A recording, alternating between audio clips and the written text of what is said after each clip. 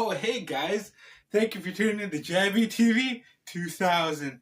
So as you can see, it's me, Son Goku. Just kidding. Cool though, eh? Got the belt and everything, got the wristbands. I know the belt should be up here, but it feels like it's sliding off every time I tie it here, so I'm just using it as a regular belt now.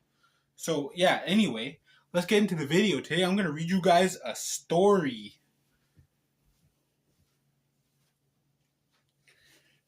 Actually, you know what? Let's go there this way.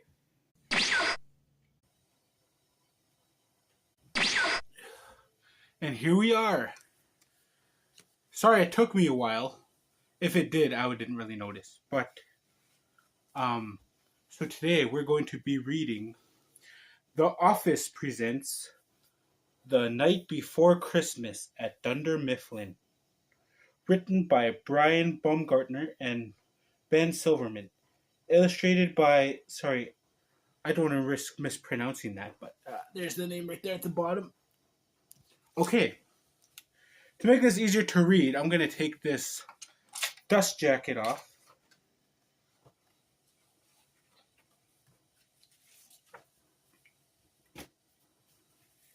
So here's the book.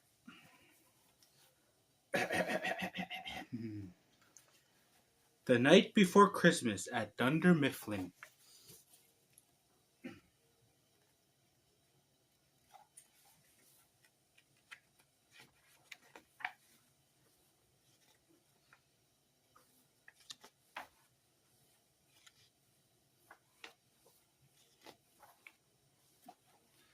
"'Twas the night before Christmas, and all through Dunder Mifflin not an accountant was stirring, not a mouse was a-clicking.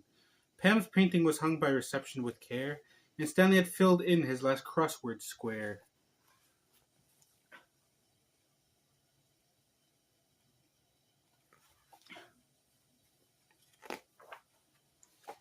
The holiday party was over, and Scranton's best employees were nestled all snug, asleep at their PCs.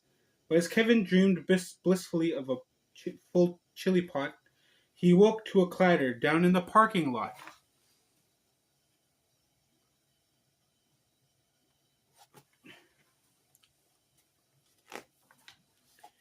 Away to the windows he flew like a flash. Oh no, he thought, had Dwight's Trans Am crashed?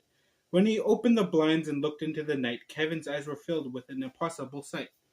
There he saw Santa dressed all in red, and behind him an elf pulling a sled. Santa tiptoed toward the building, ordered the elf to move quickly. I can't, the elf hissed. Moses' shoes are too slippery.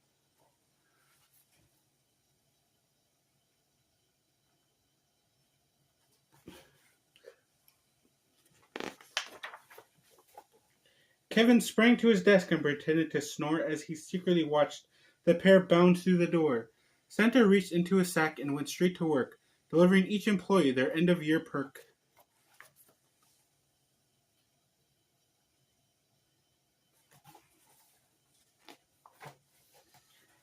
He started with Meredith, empty bottles around her head. He left aspirin for the morning, which would be something to dread. He left Andy a hat that read, I went to Cornell. To Creed he left air fresheners to mask his desk's strange smell.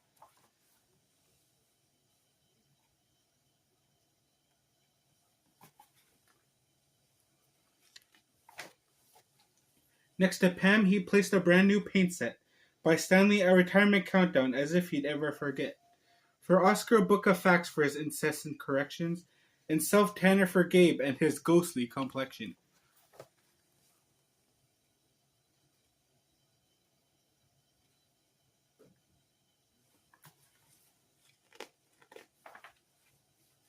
Oh, I almost forgot.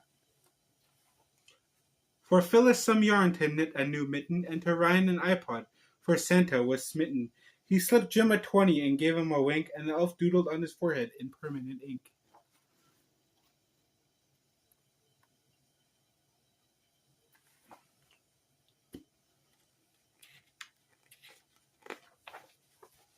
To Angela pills to heal her cat's infection, and to Daryl a gold watch inscribed Dinkin Flicka.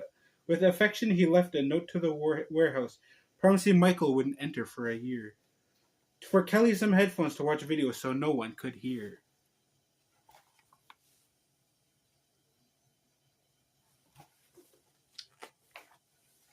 To Aaron, Santa's old George Foreman grill was bestowed, while Toby was giving garbage from the side of the road.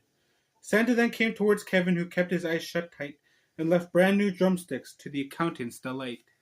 Oh.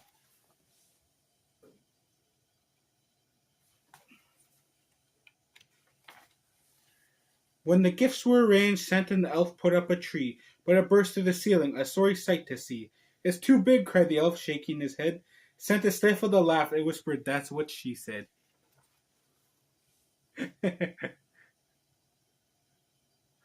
Silly Santa Claus. The two trimmed the tree with Dundies and beets, never noticing Kevin pretending to sleep. When his work was all done, Santa did flee, giggling as he went with childlike glee.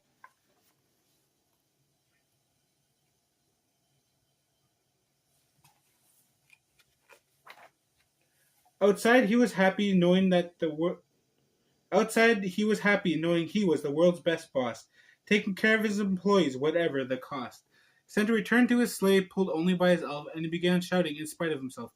"On Dasher, on Dancer, on Vixen, on Prancer, on Comet, on Dwight, can't you move any faster?" Oh, sorry. I almost forgot.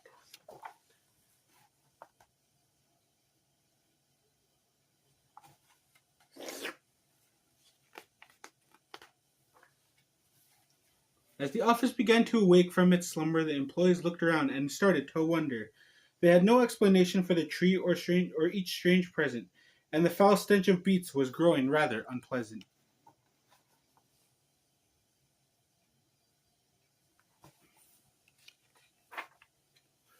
Only Kevin knew the truth. He had seen it all from his chair. He called everyone to the window and exclaimed, "Look over there." They saw Santa down below with a twinkle in his eyes. Kevin couldn't believe his boss, Michael, was missing the surprise. Oh,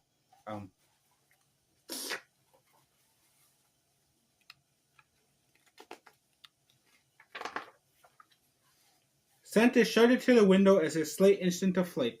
"Merry Christmas to all, and to all a good night."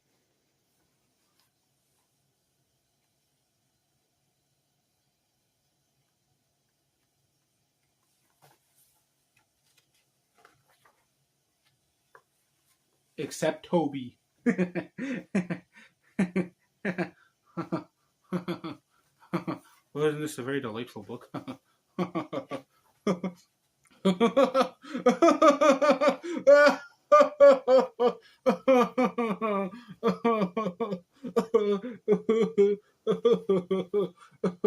don't know if I showed this page, but you see?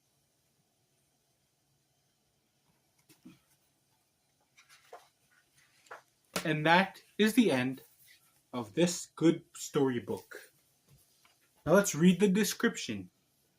A new Christmas classic for the Office fans of all ages. Spend the night before Christmas at Dunder Mifflin in this hilarious and timeless original retelling of the beloved poem featuring a visit from Michael Scott as Santa and narrated by Kevin Malone.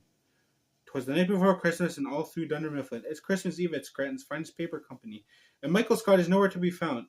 As the office dozes off after their raucous holiday party, two mysterious visitors sneak in, a Santa peddling holiday cheer and "that's what she said" jokes, and his beat-loving, dutiful right-hand elf, armed with absurd gifts for the staff, tacky decorations for the office, and absolutely nothing good for Toby. The two prepare to give Dunder Mifflin a holiday they'll never forget. By beloved cast member Brian Baumgartner, Kevin Malone, and executive producer Ben Silverman. The Night Before Christmas at Dunder Mifflin is a hilarious and heartwarming twist on a Christmas classic, the perfect holiday treat for any fan of the show. So what did you guys think of this short storybook? I liked it. I enjoyed it. If you guys want any more Christmas stories for the holiday season, let me know, and I will do my best to find a copy of the story. But anyway, I will be back Christmas, and maybe one more before that. But I just want to thank you guys. Merry Christmas. Thank you so much for watching, and see you guys in the new year. I'm kidding. I'm not taking a break after. I've taken enough breaks recently. I'm gonna keep going. What do you guys think of the Goku fit? Got the wristbands, got the orange shirt, got the blue shirt, got the belt. I just need the pants and the boots, and I'm Goku. But yeah, I don't normally bother you guys as much about this anymore, but if you guys want to see any kind of Christmas video, let me know in the comments. I'll do my best.